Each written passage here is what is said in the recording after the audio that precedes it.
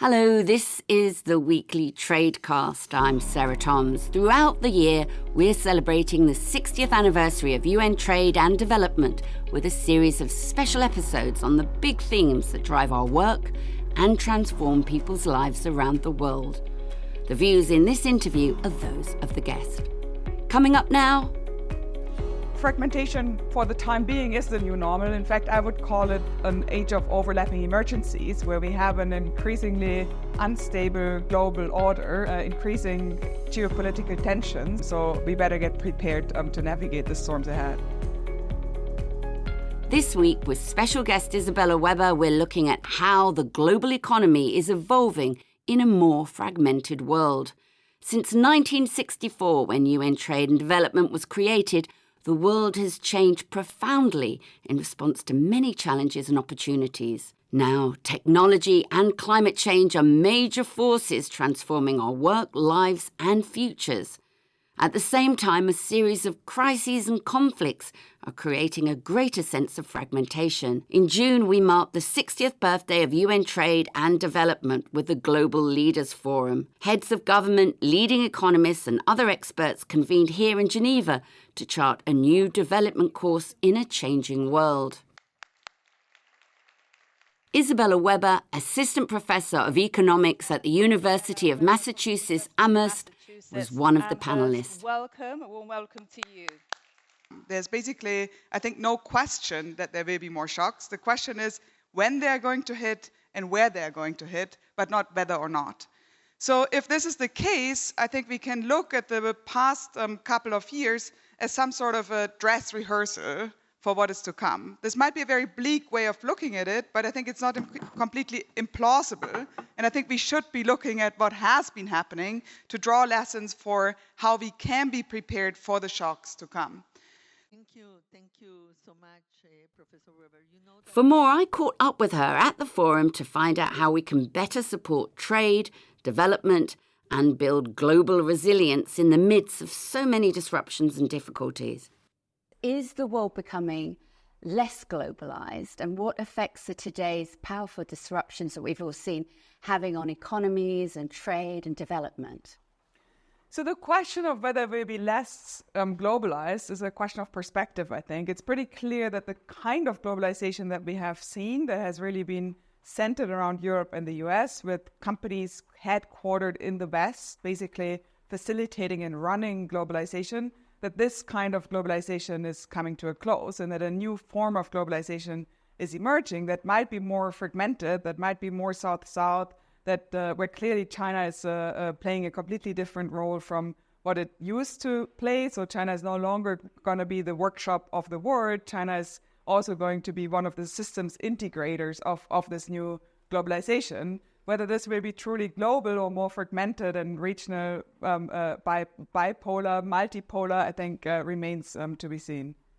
Is fragmentation then the new normal? And what does the future look like if we stay on our current course?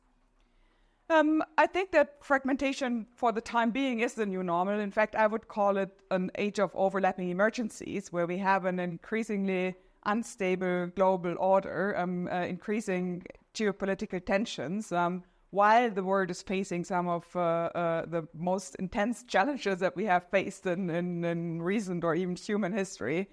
First and foremost, of course, climate change, but also the challenge of pandemics, the challenge of all the consequences of climate change itself that we don't even really fully understand yet, I think. So in this kind of world, there will be a lot of fragmentation, but there will be also shocks and there will be crises running one into another. So we better get prepared to navigate the storms ahead. So you said that this could just be a dress rehearsal for worse to come. So how can we possibly prepare for that?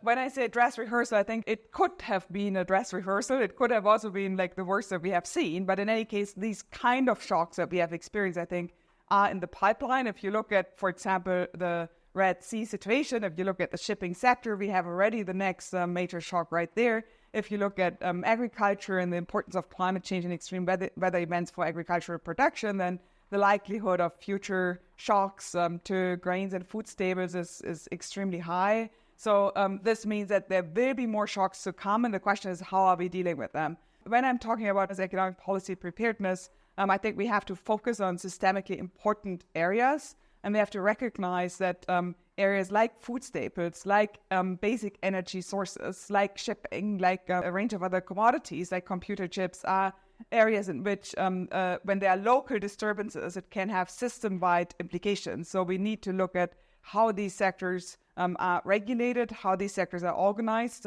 what kind of stabilization mechanisms can be instituted so that when shocks hit, you don't get price explosions, and with these price explosions, profit explosions, and with these price and profit explosions, major destabilization of whole economies, where if we are worried about food price inflation in the global north, this has meant hunger for the rest of the world. This has meant basically eradicating the progress in the fight against hunger of the last 20 years in about 2 years or so as a result of the food staple price explosion. So this is just like one very important example, and the challenges that the corporations that are organizing and managing and running these sectors that are incredibly capable institutions on the one hand, but on the other hand also have an enormous power and do not just have market power, but actually have power over the essentials of life, if you look at the case of grain, or the essentials of production infrastructure, if you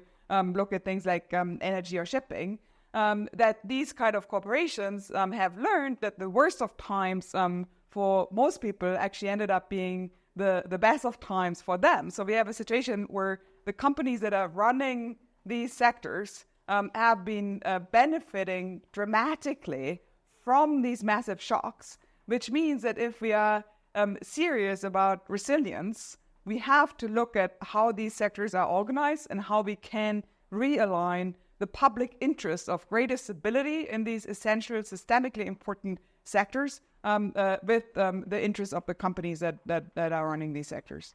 With so many elements in the mix, as you said, we've got technology as well, we've got climate change, geopolitics, economic upheavals, debt distress.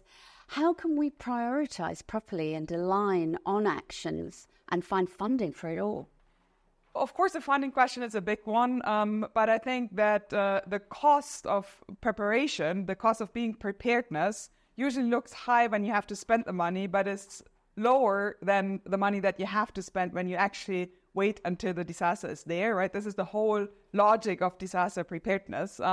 So I think that therefore, when we do these cost-benefit analyses, we have to take into consideration that we are no longer in the age of the Great Moderation, where we were in relatively stable times, at least in rich countries, but that we are in an age of overlapping emergencies and that these shocks are more likely, so that the funding now can be critical in preventing major disasters, debt crises, and so on in the future. But of course, the funding question is critical. One of the institutions that I think is very important in terms of the preparedness is buffer stock systems.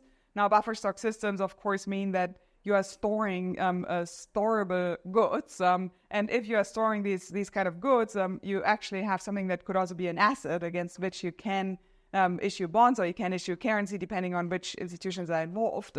But in any case, to not just see this as a net cost where you're buying and storing and then that's the end of the story, but where you actually consider this as an asset that could be held by development banks, it could be held by central banks, and as such to leverage the financing that you are putting into such institution. What would you say is the right balance for the roles of governments and businesses and multilateral agencies like UNCTAD and societies? What do they need to do to set a new course for development? In many ways, the state is back, right? And I think that's great. That's great news. But the question is, of course, how the state is engaging in the economy, which opens up a very wide field where we have to become more concrete. And I think what's important is to focus on these essential sectors, as I mentioned before. And I think that we need monitoring systems. I think we need early warning systems for these essential sectors so that we can anticipate crises, that we can anticipate shocks. And we also need kind of emergency response policies where you can actually respond to shocks in a quick kind of fashion. If you look back at what happened with COVID and supply chains, then there was a huge amount of delay, there was a huge amount of chaos that had to do with often the recognition of the problems even being delayed and then the response being even more delayed. Therefore, I think that states have a critical role to play in organizing such policies of preparedness for essential sectors. And there, of course, multilateralism is critical, because at the end of the day, these markets are global, these supply chains are global, and you need coordination. We've talked a lot about the challenges, but what do you see as the new opportunities ahead?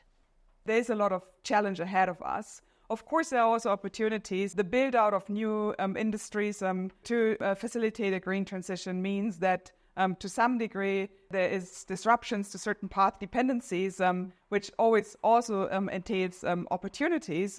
But the question is, how can these opportunities be used by those that have not been winning in the previous system?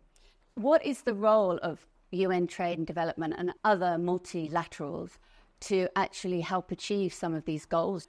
I would argue that in this new multipolar world, with these new kinds of geopolitical confrontations, this kind of space that UNCTAD is providing is once more incredibly relevant. And if we want to navigate this multipolar world in a way that creates some form of shared prosperity, I think that kind of forum, that kind of place, that kind of institution is absolutely critical. Not only serving the interests of the rich and the powerful, but that also takes the concerns of developing countries in the global south as a major concern, as part of what needs to shape this new order. Thank you so much. That was economist Isabella Weber, who I caught up with at the Global Leaders Forum in Geneva. Tune into the weekly Tradecast next week and every week for more insights on the most pressing issues around the world of trade and development.